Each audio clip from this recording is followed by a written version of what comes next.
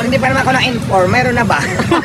Diwata, sumagot na sa di umano'y bali-balita na ang mga vlogger daw ay dito na natutulog sa kanyang parisan. At ngayong araw nga, si Diwata ay na-feature sa unang hirit. Kaya panoorin ang buong video nang magkaalaman kung totoo nga ba ang chismis na ang mga vlogger ay dito na nakatira.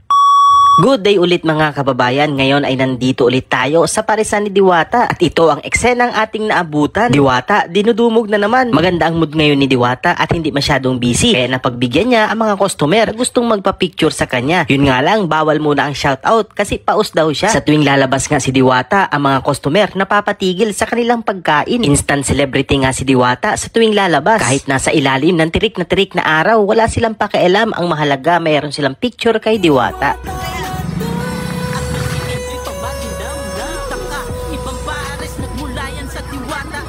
Mapapaulit ka at di nakakasawa. Ang diray sa angli pa sabaw, may kasama din na.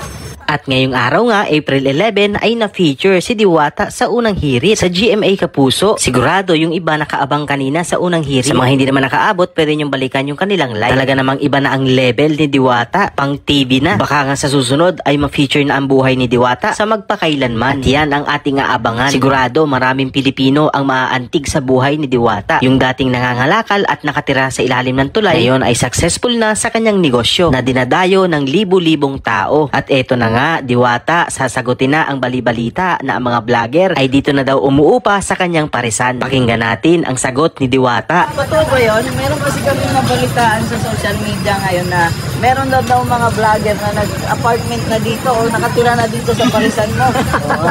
Yan ang narinig namin. Wala pa naman, kung hindi pa naman ako na-inform, meron na ba? Sabi kasi, meron na daw hindi na daw umuwi. Malapit sa parisan mo.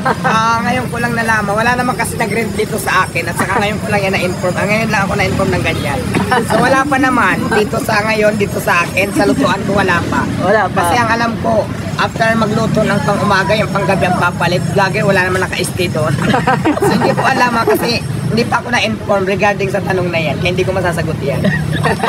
Ay nako, yung iba nating kababayan talaga, lahat na lang ginawang issue. Ngayon, nalaman nyo na ang sagot ni Diwata. At sa pagiging isang content creator, hindi mawawala yung ganyang mga issue. Hindi mawawala yung mga basher. Dito kasi sa Pilipinas, kahit na anong gawin mong mabuti, meron at merong mambabash sa'yo. Para sa akin, ang mahalaga, gumagawa ako ng content na makaka-inspired sa ating mga Pilipino at maipaabot sa ating mga kababayan na posible pala. Meron palang katulad ni Diwata na dating nangangalakal at nakatira sa tulay, ngayon ay nakaahon at may successful ng negosyo na kahit anong hirap ng hamon ng buhay, lahat tayo ay may pag-asang umangat. Basta masipag ka at may diskarte ka sa buhay. At higit sa lahat, lagi mong isama ang Panginoon sa pang-araw-araw mong buhay. At sa mga gumagawa ng issue na dito na daw kami nakatira, hindi ba pwedeng magpahinga lang?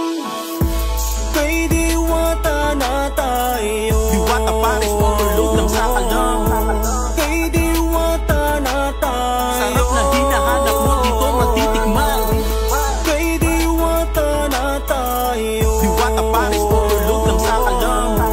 Kay Diwata na tayo. At may chicken joy pa malinam na. Taka, ibang Paris, nagmula yan sa Diwata. Lasang mapapaulit ka at di nakakasawa. Ang liray sa anli pa sabaw, may kasama